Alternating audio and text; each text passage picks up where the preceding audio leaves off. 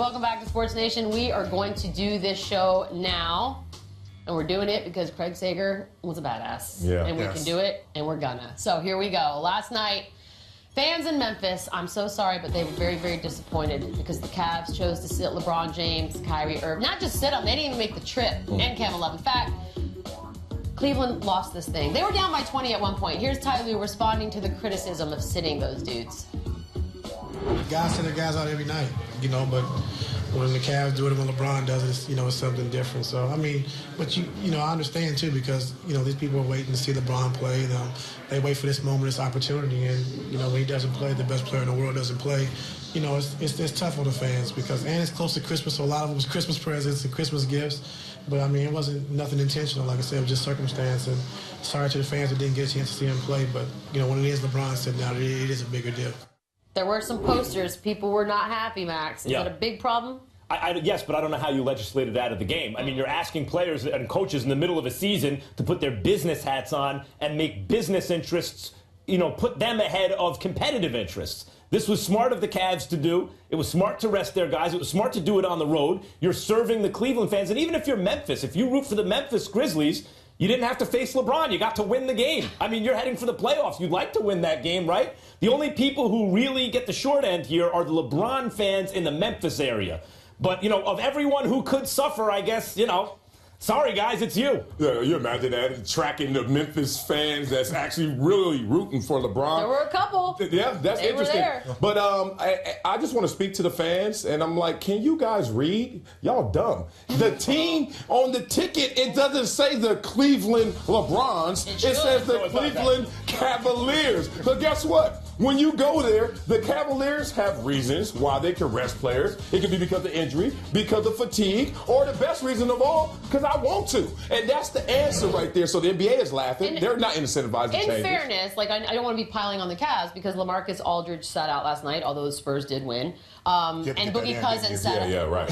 Finally, they win a game. Contractually, I'm obligated to update you on what the Spurs did last night. And Boogie Cousins sat, and then his team lost. Yeah. So it was, I just want to point out the Spurs won by resting players. That's all I was doing. Spoiled. I get why fans would be disappointed. The only thing I have to issue with Tyronn Lue is the fact that he said it wasn't done intentionally. It wasn't an accidental sitting. They didn't even make the trip. Yeah. So you intentionally sat them on that day. You almost go to Christmas. The CD is coach's decision. So that was kind of. He was in auto speak, though. He was just in auto speak. Pull the string. Oh, I got to say this. They just accidentally were left back in Cleveland and didn't play. It wasn't intentional. Where's my LeBron? I left him back in Cleveland. I thought I took him with me.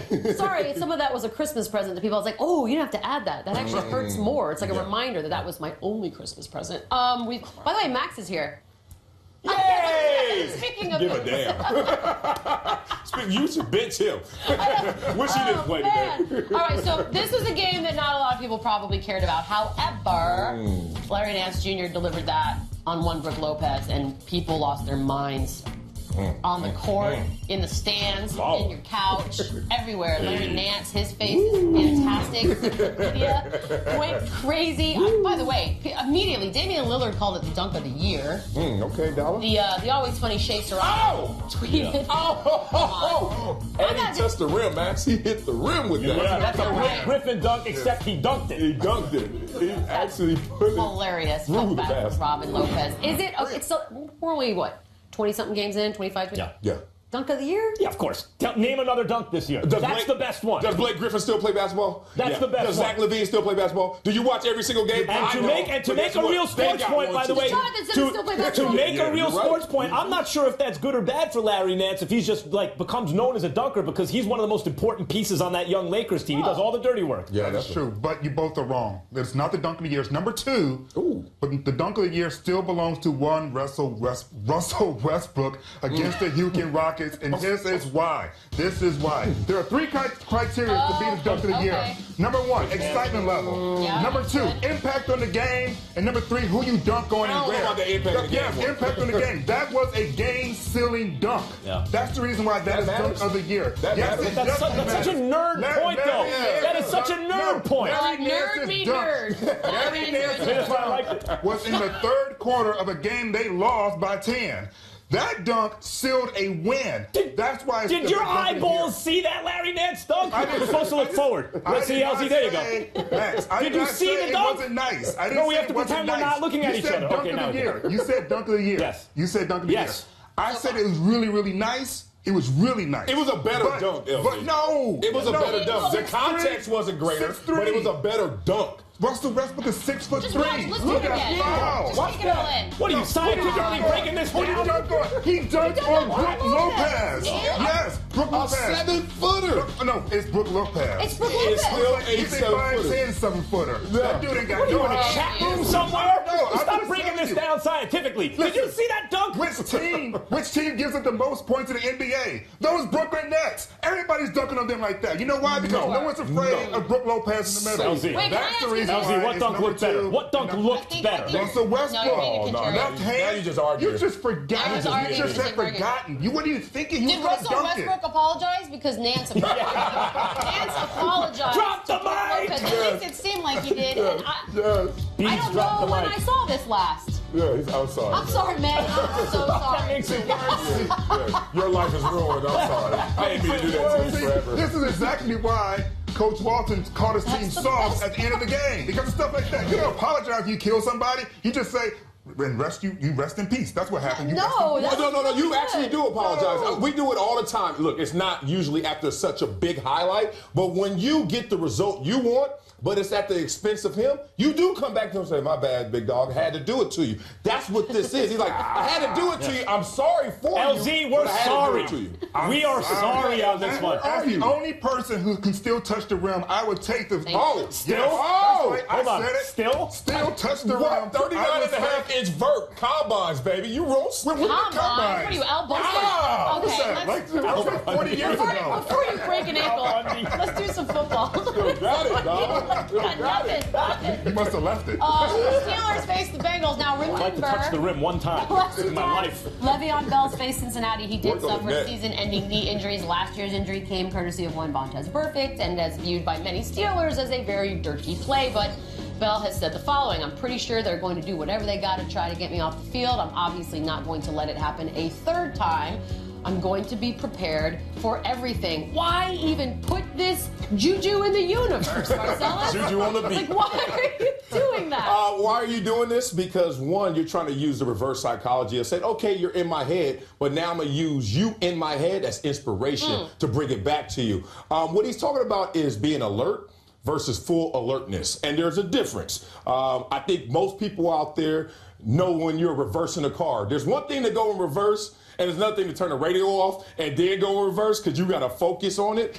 That's the moment right now. The radio. Are you distracted by the radio? Y'all Radio's what's doing Y'all it? don't watch Kings of Comedy? All right, we'll leave it No, alone. it is a thing we do, though. Yeah, you You're got to turn the music down when you start to go back.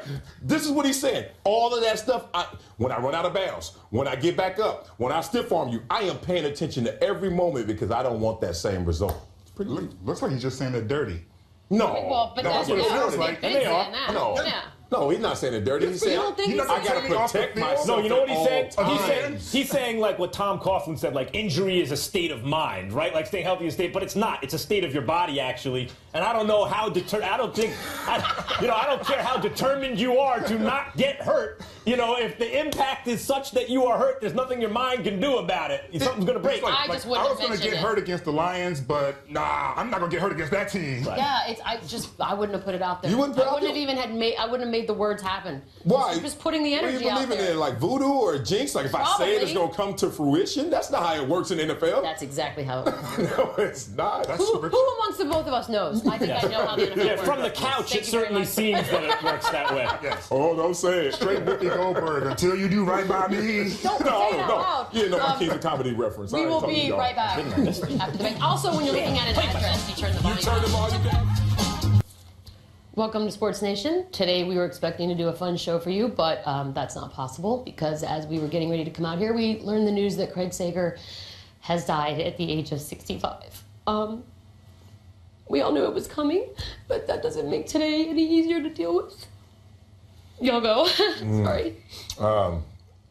Much respect to Craig Sager. I think everyone here obviously has had some encounter with him, some more intimate than others. But what the celebration of life is a moment that is hard to come to terms with when you're going through a loss like this. I had to go through this 2005 when I lost my mother to cancer.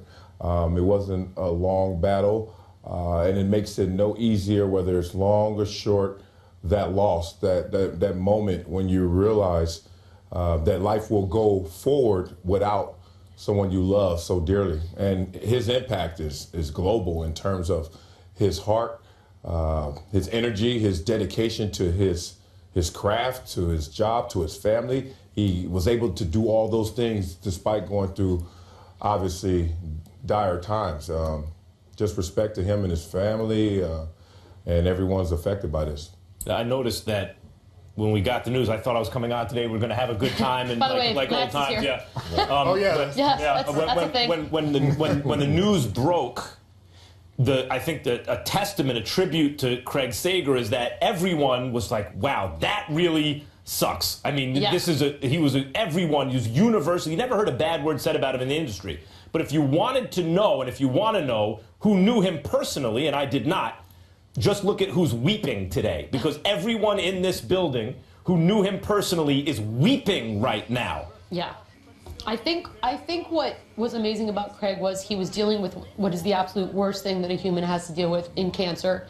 And through all of it, he worked, he loved his work.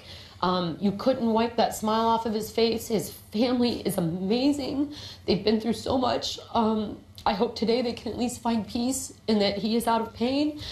I'm not a person who finds inspiration in a lot. I'm not a religious person. I don't do all that. But for me, Craig was that. Oh, absolutely. I mean, regardless of the profession that you're in, how could you not love the joy he had for his job? Right. He's the reason why I really fell in love with ball, because he loved ball so much. And when I lived in Atlanta and I worked for the Atlanta Journal-Constitution, I would run into him all over Atlanta and just pick his brain. Like, what are you doing? What are you wearing? Where are you getting these clothes from? And he was always with such joy and such a wonderful smile on his face. And you talked about losing your mother to cancer in 2005. I lost one of my mentors in Gwen Eiffel, also of cancer, not too long ago. I was attending her funeral. And much like Craig Sager, she worked until the end, covered the campaign, covered the elections, all the way to the end because she loved her job so much. So when I think about Craig, when I think about Gwen, when I think about all the average Americans that we don't know the names of who continue on and face this awful disease and overcome through the human spirit, I, like you, draw such inspiration. You know, the thing about Craig that always struck me, watching him from afar, watching him on TV like everyone else, is not only that he loved his job, but I got the feeling that no matter what kind of job he had, and no matter how sick he was, that guy was coming to work and punching that clock every day because he had that level of professionalism and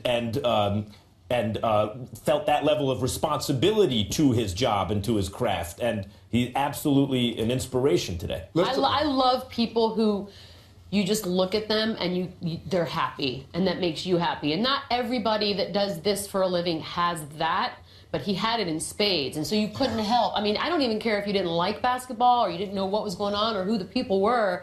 But if you flip on the TV and he's there, you just were happier as a result. His most unique quality, I think what really crossed over, let's talk about the athlete experience, why so many athletes loved him, was one, you could see the sense of ownership of his own personality, staying within his own skin and saying, I will be daring enough to wear this and be professional in doing so. And guys used to sit there and marvel at, yeah, you can look any way you want to as long as you get the job done. And think about it. It really embodies my favorite quote, life is a competition between you and yourself. He won. Like, he won that battle that we all face. I'm too self-conscious to do this. I'm too self-conscious to say that. He was able to be daring enough to own every single thing he did. And that's why I think he transcended everyone. I'm glad we got to see him at the ESPYs. I feel fortunate that I got to interview him and his family at the ESPYs. It was great to see them all together and happy on a day that we were all joining together to celebrate him. And you're right. I mean, I don't know a single person who's ever had a negative thing to say about him. And we are talking nice people, jerks, everybody. Nobody has a negative thing to say. Which would be strange, except the closer people got to him, the stronger that good feeling was. Yeah, it was so absolutely genuine, and I was so glad that he had an opportunity to cover an NBA Finals game, because he had been covering the league for so long, and I didn't know he had never covered a finals. I just assumed he had, so I'm glad he got that opportunity. Well, I will say this. First, we didn't want to do the show because everyone's just extremely sad today, but then we realized that would be the ultimate disservice because he did the job up until the very last minute. So Craig Sager approached every single day with all the passion. He loved life. On this day, we want to celebrate his life. Here's a look at the incredible life of Craig Sager. Jason Powell from the Clippers meeting with the coaching staff to discuss Chris Paul, but still no Derrick Rose, at least for tonight. The Indianapolis 500 and the Eastern Conference Finals in the same city on the same day. Well, Doc, after a long he became famous for a career standing on the sidelines. Yet Craig Sager was always very much in the middle of things. It's 7:15. There's a new home run champion of all time, and it's Henry Aaron. That's 22-year-old Sager, getting the first interview with new home run king Hank Aaron at home plate seconds after number 715. He's the one in plain white. The Technicolor clothes didn't catch anybody's eye until later, until after he wore the Wiley Wildcat costume at his alma mater Northwestern. After he slept in a stall with Triple Crown winner Seattle Slew at the Belmont. After he joined a fledgling cable news network in its first year. Between CNN, then TBS, TNT, and others, Sager covered college football, the World Series, World Cup soccer, even Olympic curling. But it's the NBA that always seemed to suit the man best. It's a nice suit you got on there. Easter passed, though. Easter already went by. All right, thanks a lot. His sartorial splendor matched perfectly with the league. You know, I didn't recognize you right away. I thought you were the good humor ice cream man at first, standing over here on the sideline. Recognizability mixed with constant good-natured ribbing.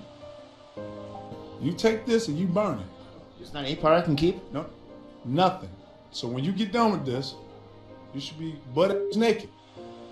Ironically, Sager's suits only clashed with his straightforward interview style.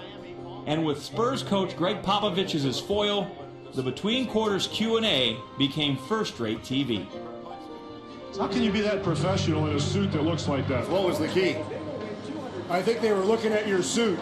We got to do this in the preseason? Are you kidding me? Part of the In the contract. preseason, we got to do this? Short answers, No. long on respect. As Sager battled leukemia, Pop was among the most poignant voices. You did a great job, but I'd rather have your dad standing here. That's Craig, we miss you. You've been an important part of all this for a long time, doing a great job. We want your Fanny back on the court, and I promise I'll be nice.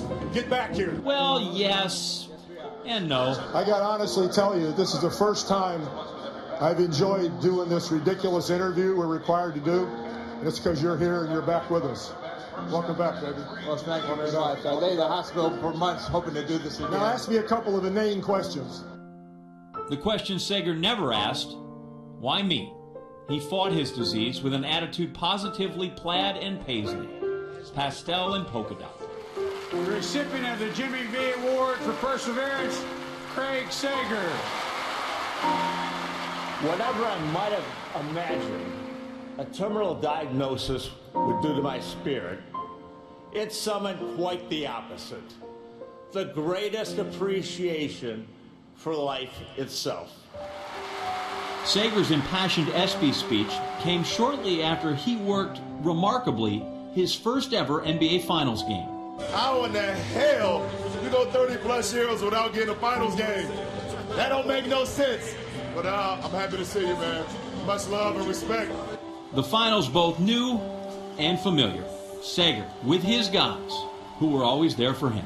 So you're an inspiration for us to just keep doing what we're doing, keep fighting, and that's the mentality we have, and it's kind of contagious, so thank you. Craig Sager, the low-volume pro in the loud clothes, part of the fabric of the NBA, dead at the age of 65. A day for silent sidelines.